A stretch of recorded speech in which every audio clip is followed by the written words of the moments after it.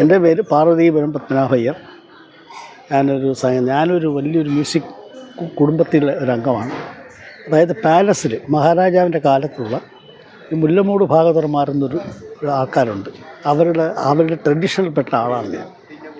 എൻ്റെ അമ്മാവൻ മുല്ലമൂട് ഭാഗവതരായിരുന്നു, എൻ്റെ അപ്പൂപ്പൻ മുല്ലമൂട് ഭാഗവതരായിരുന്നു. അവരിൽ നിന്ന് കിട്ടിയ ആ പാരമ്പര്യം അനുസരിച്ച് കിട്ടിയതാണ് എനിക്ക് ഈ സംഗീതം.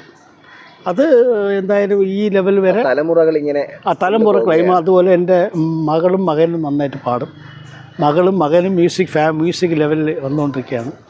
മകനും ഇപ്പോൾ MA ഒക്കെ ഫസ്റ്റ് റാങ്കിൽ പാസ്സായി, നെറ്റെല്ലാം കഴിഞ്ഞു. അവന് സംഗീതത്തിൽ ഇപ്പോൾ കുറേ കമ്പോസ് ചെയ്ത് തുടങ്ങിയിട്ടുണ്ട്. അങ്ങനെ ആ വഴിക്ക് അവരും വന്നുകൊണ്ടിരിക്കുക.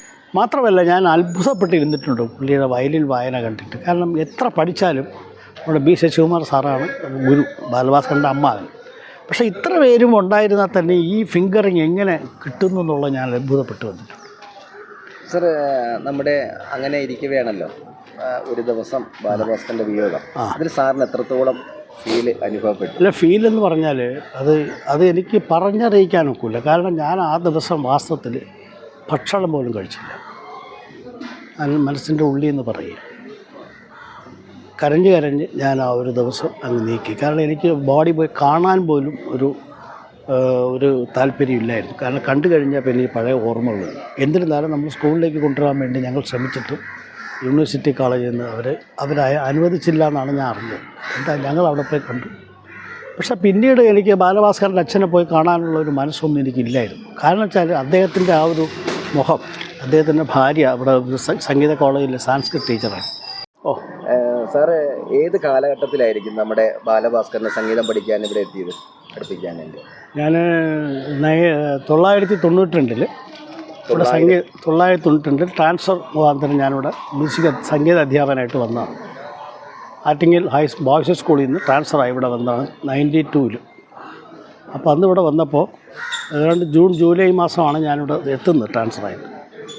അന്നിവിടെ സംഗീതാധ്യാപകനായി വന്നതുകൊണ്ട് ഞാൻ അന്ന് പ്രിൻസിപ്പൾ എബ്രഹാം ജോസഫ് സാറായിരുന്നു.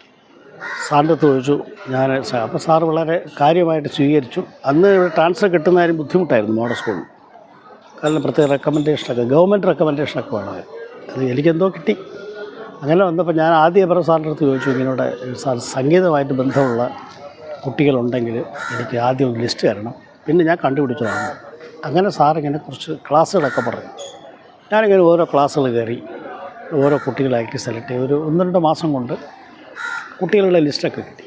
അപ്പം ബാലഭാസ്കറും ഒരു അഭയദേവ്, പിന്നെ ഫെലിക്സ്, അങ്ങനെ കുറച്ച് പേരുടെ പേരെനിക്ക് ഓർമ്മ വരുന്നു. ഇങ്ങനെ കുറച്ച് പിള്ളേരെ തന്നു. അവരെല്ലാം നല്ല ടാലൻറ്റഡ് കുട്ടികളാണെന്ന്. അങ്ങനെ ഞാനുമായിട്ട് കുട്ടികൾ ഇടപഴകി. അവിടെ താഴെ ഒരു ചെറിയൊരു കുടുസ് മുറിയായിരുന്നു അവിടെ നമ്മൾ ഓർക്കസ്ട്ര പ്രാക്ടീസ് ചെയ്യാനുള്ളത്. അപ്പോൾ അന്ന് യൂത്ത് ഫെസ്റ്റിവലിന് കുട്ടികളെ സെലക്ട് ചെയ്യുന്ന സമയമായിരുന്നു. അപ്പോൾ ഞാൻ പറഞ്ഞു, ഈ പ്രാവശ്യം നമുക്കൊന്നൊരു ഓർക്കസ്ട്ര ഫോം ചെയ്ത് ഒരു വയലിൻ സോളോ ഒക്കെ അറേഞ്ച് ചെയ്ത് നമുക്കൊന്ന് പോകണമെന്നൊക്കെ പറഞ്ഞു. അപ്പോൾ അവർക്ക് ഭയങ്കര താല്പര്യമായി. അങ്ങനെ അവരെല്ലാവരും കൂടെ എന്നോട് സമീപിച്ചു. അപ്പം ഞാൻ അവരെ വിളിച്ച് മ്യൂസിക് റൂമിൽ കൊണ്ടുപോയി അന്ന് തൊട്ട് പ്രാക്ടീസ് തുടങ്ങി. അന്ന് ലൈവായി. ഞാൻ ആദ്യമായിട്ട് വരുന്നതാണ്. ഇത് വലിയ സ്കൂളാണ്. ഒരു 6000 കുട്ടികൾ പഠിക്കുന്ന സ്കൂളായിരുന്നു. ഭയങ്കര തിരക്കാണ് എപ്പോഴും. എന്നാൽ ഞാൻ ഈ കുട്ടികളെ മാത്രം പ്രത്യേകം നോട്ട് ചെയ്ത് അവിടെ ഓർക്കസ്ട്ര റൂമിൽ കൊണ്ടുപോയി. സൗകര്യങ്ങളൊന്നും ഇല്ലായിരുന്നു. സാർ അന്ന് വരുന്ന സമയത്ത് എത്രാം സ്റ്റാൻഡേർഡിലായിരുന്നു? 9ാം ക്ലാസ്സിലായിരുന്നു. 9ാം സ്റ്റാൻഡേർഡിലായിരുന്നു. അന്ന് 2 വർഷം എനിക്ക് 9ാം ക്ലാസ്സിലും 10ാം ക്ലാസ്സിലും പഠിപ്പിക്കാനുള്ള ഭാഗ്യം കിട്ടി. പിന്നെ അതിനുശേഷം ഗവൺമെൻറ് ആർട്സ് കോളേജിലോ അത് പോയിട്ട് പിന്നെ യൂണിവേഴ്സിറ്റി കോളേജിലൊക്കെ പോയി.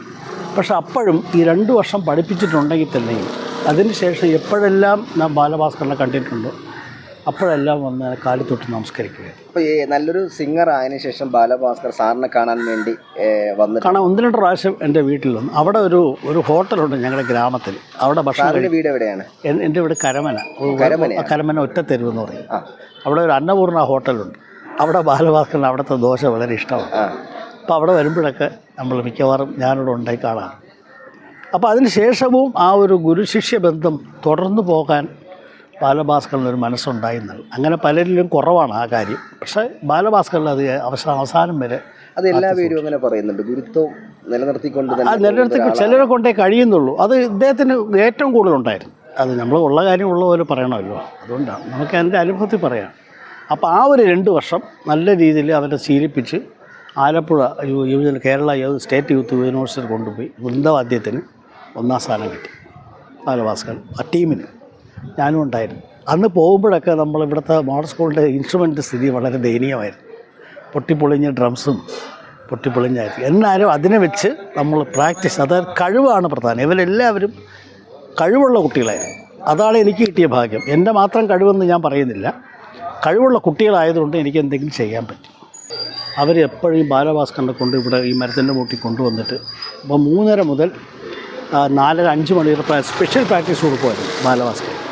അപ്പോൾ അമ്മ പറയുമായിരുന്നു, ബാലഭാസ്കർ നോക്കിക്കോളണേ, അവൻ ഒത്തിരി വികൃതിയാണ്, സാറ് പറഞ്ഞെങ്കിലേ അവൻ കേൾക്കത്തുള്ളൂ, വീട്ടിലൊക്കെ പറഞ്ഞാൽ കേൾക്കില്ല, സാറ് പറഞ്ഞാൽ പിന്നെ ഒന്നും സംസാരിക്കാറില്ല, കാരണം അത്രത്തോളം സാറിന് ബഹുമാനമാണ്, അതുകൊണ്ട് സാർ അവനെ നല്ല വഴിക്ക് കൊണ്ടുവരണം. ഞങ്ങളിൽ ഒരുപാട് പ്രതീക്ഷ ഞാൻ പ്രതീക്ഷയ്ക്കൊന്നും കുറവല്ല, അവൻ ഹൈയിലാണ്. പക്ഷേ അവൻ എന്നൊരു ആഗ്രഹം എൻ്റെ അടുത്ത് പ്രകടിപ്പിച്ചു, എനിക്ക് റഹ്മാൻ സാറല്ല ഇളയരാജയെ കാണണം, ഇളയരാജ സാറിൻ്റെ അടുത്ത് പോയി എനിക്ക് നമസ്കരിക്കണം, അതിനൊരു ഭാഗ്യം ഉണ്ടാകണം സാർ. ഞാൻ പറഞ്ഞു, അതിന് സംശയമൊന്നുമില്ല, ഇളയരാജ നിന്നെ വിളിക്കും, കാരണം അത്രയും ടാലൻറ്റ് നിന്നിലുണ്ടെന്ന്. അങ്ങനെ ഒരു ഭാഗ്യം ഉണ്ടായോ?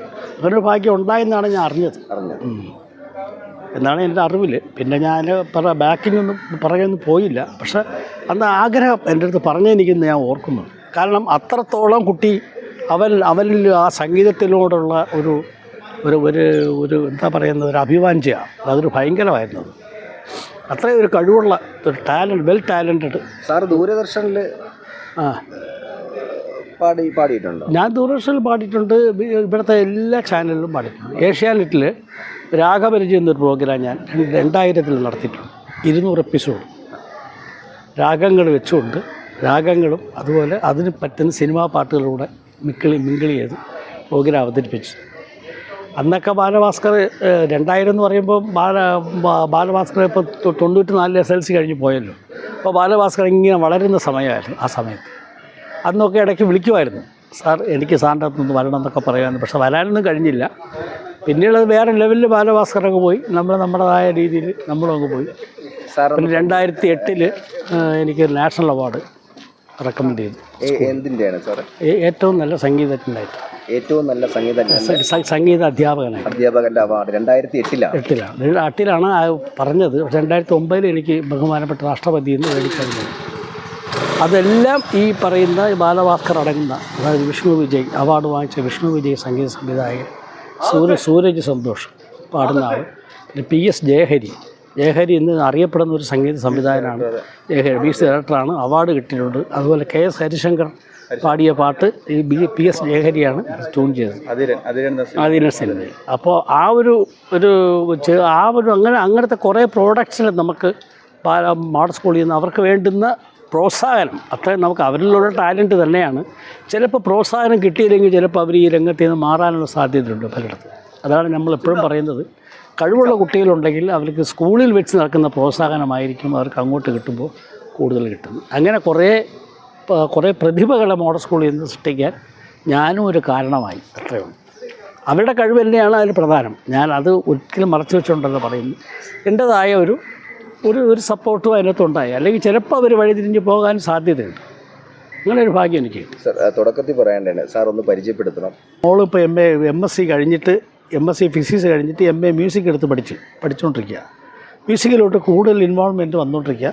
പിന്നെ ഇതിൻ്റെ എല്ലാം പുറമേ ഇതിനുള്ള ഭാഗ്യം കിട്ടുക എന്ന് പറഞ്ഞത്, കാരണം ശ്രീനിവാസാണ് ഞാൻ വർഷങ്ങളായിട്ട് കേട്ടിട്ടുണ്ട്. തെക്കേ തെരുവിൽ നിന്ന് വന്ന് പഠിച്ചുകൊണ്ടിരുന്ന ആളാണ്. പക്ഷേ അദ്ദേഹത്തിന് ഈ നിലയിൽ എത്താൻ കാരണം അദ്ദേഹത്തിൻ്റെ കഠിനമായ പ്രവർത്തനമാണ്. അപ്പോൾ അങ്ങനെ കഠിനമായ പ്രവർത്തനം ചെയ്ത് വന്നു കഴിഞ്ഞാൽ ഇന്നല്ലെങ്കിൽ നാളെ നമുക്കൊരു നല്ലൊരു ഭാവി ഉണ്ടാകുന്ന കാര്യത്തിൽ യാതൊരു സംശയമില്ല. എല്ലാവർക്കും അങ്ങനെ ഉണ്ടാകട്ടെ. പ്രത്യേകിച്ച് മോഡൽ സ്കൂൾ എന്ന് പറഞ്ഞാൽ എൻ്റെ അമ്മയ്ക്ക് തുല്യമാണ്. ബാക്കിയുള്ള സ്കൂൾ മോശം എന്നല്ല അർത്ഥം. ഇവിടെ നിന്നാണ് എനിക്ക് കൂടുതൽ സപ്പോർട്ട്. കാരണം 20 വർഷം എനിക്ക് സർവീസ് ചെയ്യാൻ കഴിഞ്ഞു. 92 കയറി 2011 ഞാൻ 19 വർഷത്തോളം ഞാനുള്ള സർവീസിലാണ്. 2011 ഞാൻ റിട്ടയർമെൻറ്റ് ചെയ്യുന്നത്. അതിന് ശേഷവും ഇവിടുത്തെ പല കുട്ടികളും ഇപ്പോഴും എൻ്റെ അടുത്ത് പാട്ടൊക്കെ പഠിക്കാനും ഒക്കെ വരുന്നുണ്ട്. ഇങ്ങനെ സർവീസ് തുടർന്നു പോകാൻ ദൈവം ആരോഗ്യവും ആയുസ്സും തരണമെന്ന് പ്രാർത്ഥിക്കാം. ഓക്കെ സാറേ, നന്ദി. Thank you sir.